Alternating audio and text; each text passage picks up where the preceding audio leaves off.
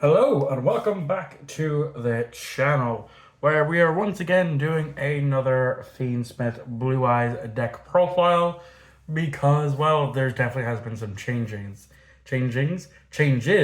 since the last one. Because I know a good few people were yelling at me in the comments for not playing Necroquip and not playing Caesar. And to be honest, as I think I mentioned in the comments, that old list that I was playing was just something that I threw together randomly. I've actually put a bit more thought into that process simply because this might be the deck that I bring to the next OTS for on the 1st of June. So I'm going to be bringing this weekend. And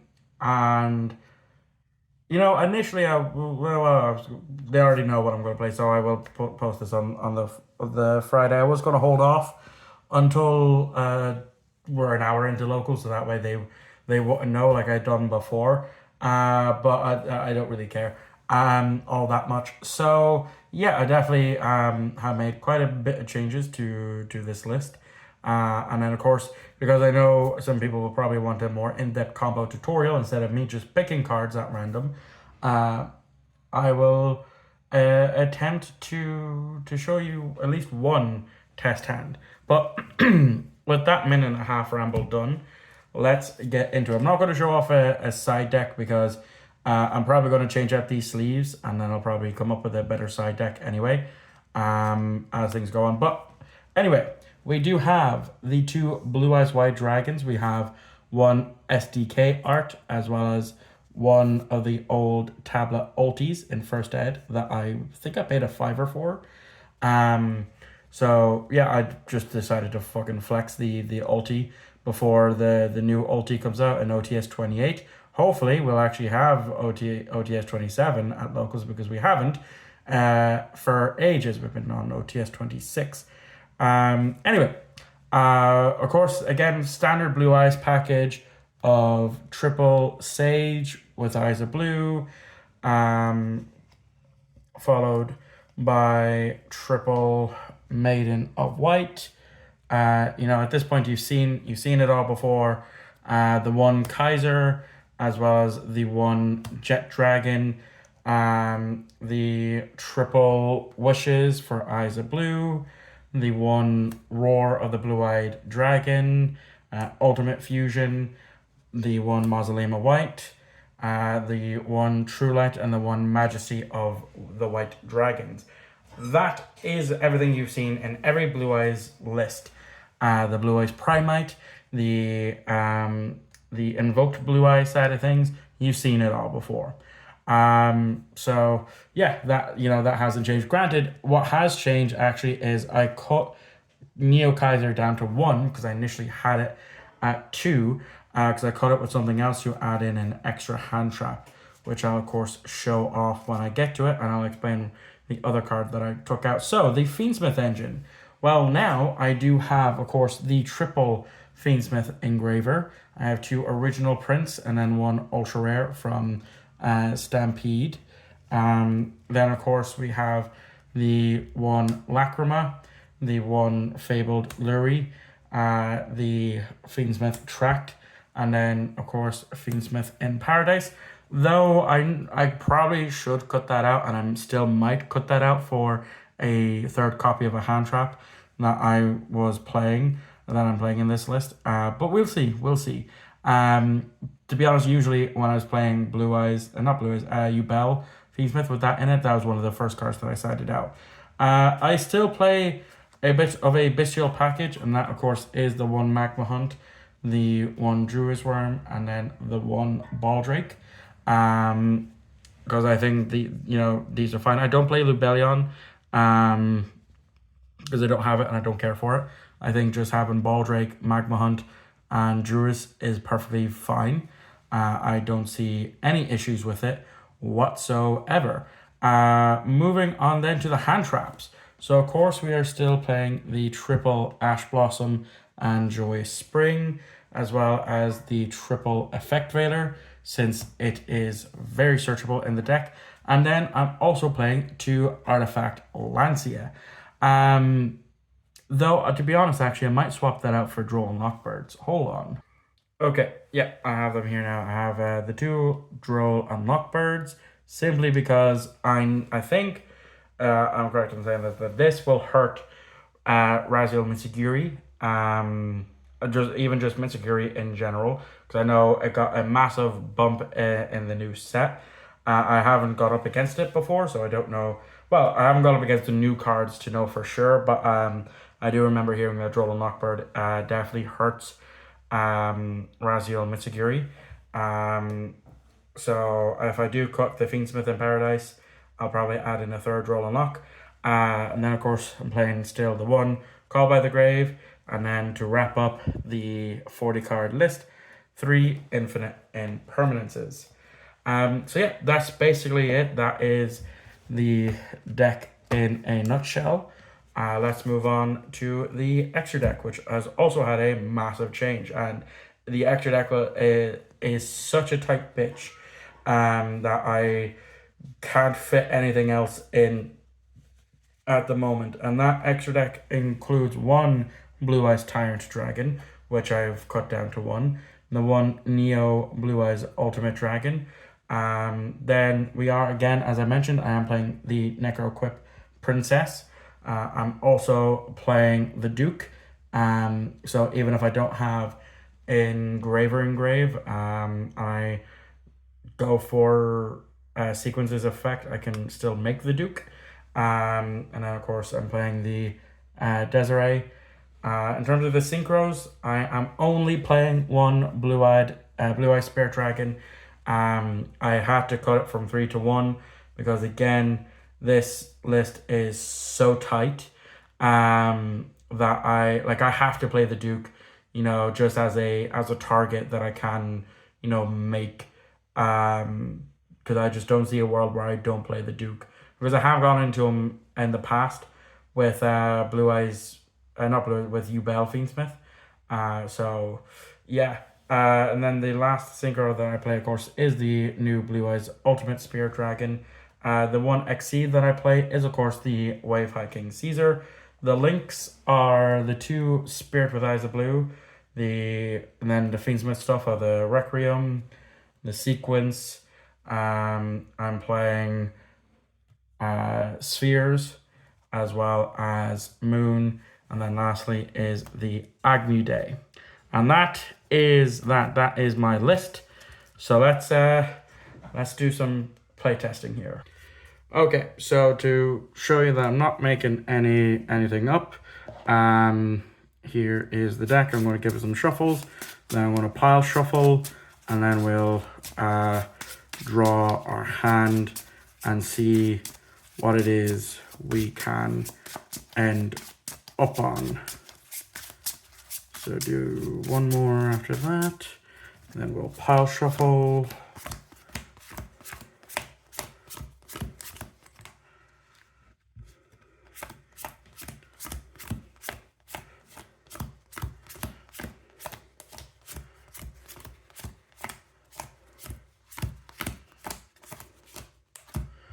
Okay, we'll do this, and put you there, and that, then that, then that. Ugh. Okay, and then do some more shuffling.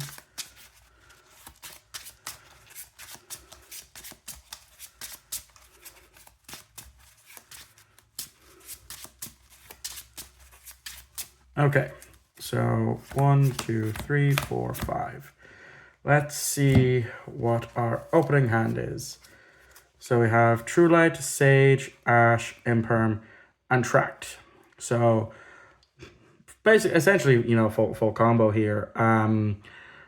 So obviously you're gonna want to start off with the Fiendsmith side of things. The only issue that I'm seeing is I won't be able to make Caesar with this hand. I can and I can't. And we'll play out. I'll play it out and I'll explain why.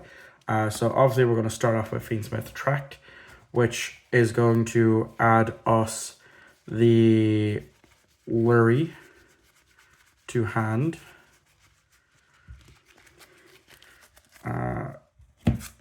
then we obviously have to pitch the Luri, and then Luri comes back, which will then link straight away into Requiem. We'll do Requiem effect to get out our Lacrima. Then Lacrima effect will send Engraver to grave. Now, from here, I have the two options that I see in front of me. And that is I can equip and make Necro equip, and then of course bring back Engraver and make Caesar. But then I won't be able to make Desiree, because since I didn't open with Engraver, that has limited me. So I could still make it and still end on a pretty good board, but because I won't have access to Desiree, I won't do it in this case. So from here, I will then go to normal summon Sage. We'll use Sage's effect to add Maiden. I'm still going to go for Maiden on this one. So we'll add Maiden. Then we'll use Maiden's effect to send herself to set the True Light face up. Then from here, let's see, what way do I want to do this? Okay, so where we're at now, because I had to pause there because my head hurts with the amount of different plays we can do. What do I mean by that? From here, we can either do True Light to get wishes, use wishes to pitch either the Ash or the Imperm to get us, Effect Veiler and Roar. Then we can immediately link these into sequence and go that route, or we can, still obviously do the True Light, but instead I can bring back Engraver, link those into sequence. It just means that I'll put back Requiem instead of putting back Fabled, the Lacrima, and the Engraver. And then do some more Blue Eyes plays. So I think that's the one I'm going to do, because it's a lot more plays than what it's one of the options. So that is what I'll do. So I'll grab, the Luri, I'll put that back, because it's shuffle a light, one other Light Fiend. So we'll shuffle the Luri back in, which is going to net us the Engraver. We're then going to link these two away into sequence. Then we're going to use sequence's effect to do these. So we'll put you back, and then we'll put these into the deck to make Desiree. And then we'll use Desiree and sequence to make, where are you? Agmade. Then we'll use Agmade's effect to bring back Desiree. Then we'll use sequence's effect to also equip.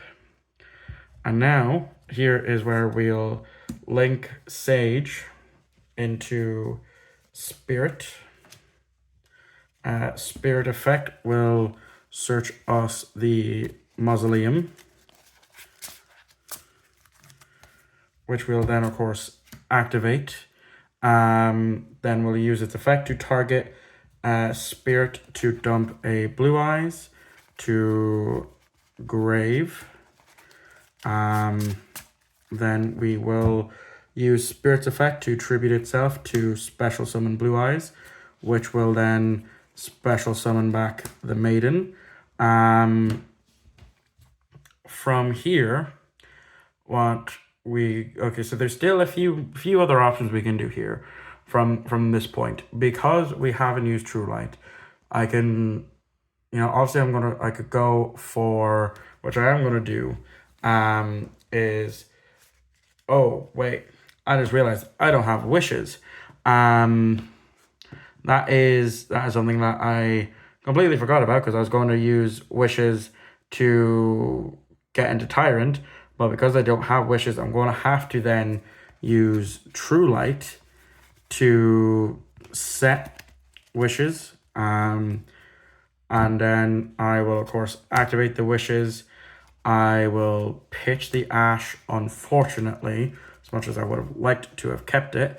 And we will add the Veiler, and we will add the Roar. So,